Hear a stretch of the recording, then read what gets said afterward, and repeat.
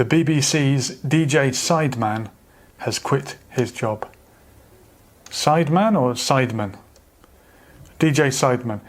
He quit his job because a news reader on the BBC uttered the N-word during a news item about a black person who was racially attacked in Bristol. And DJ Sideman's issue with this is that it was a white person using the N-word, and we're led to believe that it's never okay for a white person to utter the N-word, regardless of context, even if they're reading a script in a play when they're playing a racist, or apparently when reading the news in a news story when the family of the victim specifically requested that the word be aired to highlight the viciousness of this racist attack. And I don't think anyone thinks it's okay to racially abuse someone and call a black person the N-word. But why is it this particular word has gained so much power, so much controversy, to the point at which we are saying it's not okay for people of a certain race even to say the word, no matter what the context. Context has gone out the window here. And people have even been saying it would not be okay, even in court, even if you were called as a witness to give an account. And in court, you would have to, had you heard the racial abuse, you would have to repeat verbatim what it was you heard, regardless of whether you were black, white, or whatever race.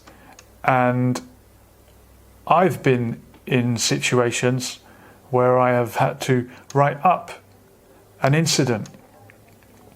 If there is a racist incident, I have to write that up. And if somebody is called the N-word, I have to put in inverted commas, N-I-G-G-E-R, so-and-so called so-and-so the N-word. And I have to type it out. And it feels uncomfortable even writing it. Is it okay for a white person to write the N-word, to type it? What about if you speak sign language? But we do feel uncomfortable using it, and perhaps we should, because it is so powerful and so offensive. But it's very short-sighted to just slam the door and say, no, it's never okay to use the N-word if you are a white person. And maybe we shouldn't do all this searching and thinking, oh, what about this, what about that? There must be a scenario where it would be okay. And I think every sane person understands that there would be a scenario when it would be okay. If, for example, you were reporting a crime, writing up a racial abuse incident, you would have to repeat the word that was said, giving the context. But a lot of people have weighed in on this one. David Lammy has weighed in, and he has explained that it's never okay for a white person to repeat even the N-word, because of the history of that word and the history of slavery, and the fact that that word was used to abuse black people, and it is a word derivative of the old word meaning black, and this new N-word became a word used to abuse black people. And yes, the majority of the slave owners were white. The transatlantic slave trade we're talking about now. But the majority of white people back then were not slave owners. There were even some black slave owners involved in the transatlantic slave trade. But because the majority of slave owners in the transatlantic slave trade were white, and because the slaves were black, and because at that time this word was used to abuse people for their colour, we're led to this situation where it's never okay for a white person to use that word. Now, this is an interesting distinction. I wonder, did DJ Sideman object to the fact that it was a non-black person, or that it was a white person in particular? Would it be okay for a black news reader to say the word if reporting the story of racial abuse in Bristol?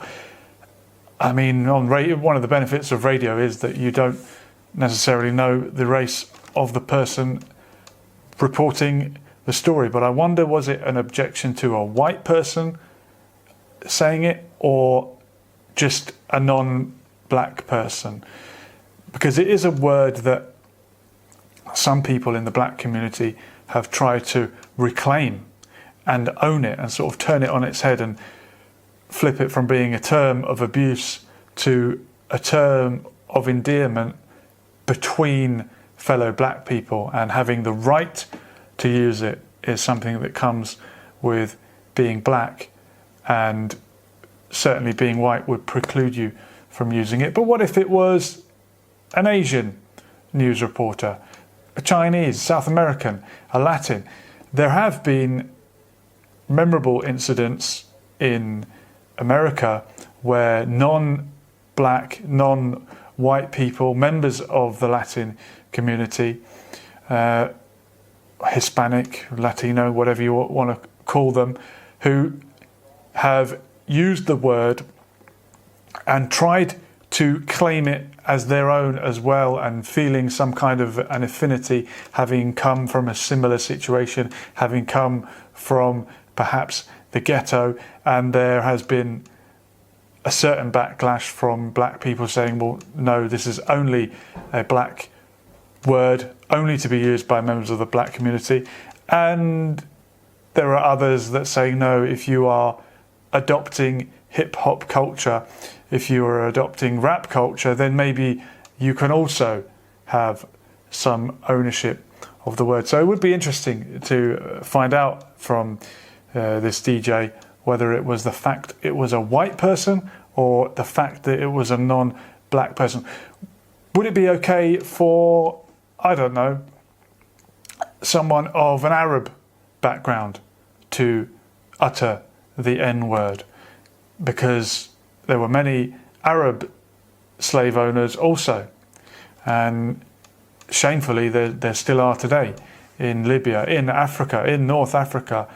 Black African slaves are still being bought and sold, not by white slave owners this time, but by Arab, North African, Libyan slave owners. And it's thanks to Hillary Clinton that slavery is back up and running in North Africa in 2020. Who could believe it? So would it be okay for an Arab person to utter the N-word? And the equivalent of the N-word in the Arabic language, a word that is uttered in places like Egypt very casually, a word that can mean slave, is also used to refer to black people in Egypt and other parts of that region.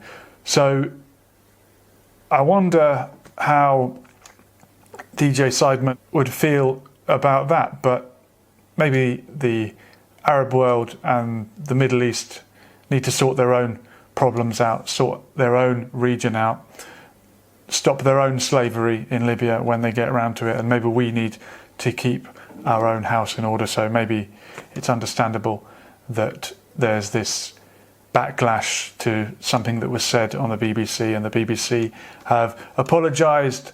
They have got down on their hands and knees, and they're saying that we hope we can work with DJ Sideman again one day, hopefully. While all this has been going on over in America, the other part of the English-speaking world, Nick Cannon was fired from his job for spouting racial hatred on his podcast. He came up with some horrific anti-Semitism. It's another one of these individuals that sounds like he's been spending too much time with the so-called Hebrew Israelites, because he was denying that the Jewish people are the real Jews. He was saying that the real Hebrews are the black people, and spewing the usual anti-Semitic bile that you would expect from that type of mentality. So he's lost his job. He hasn't quit his job.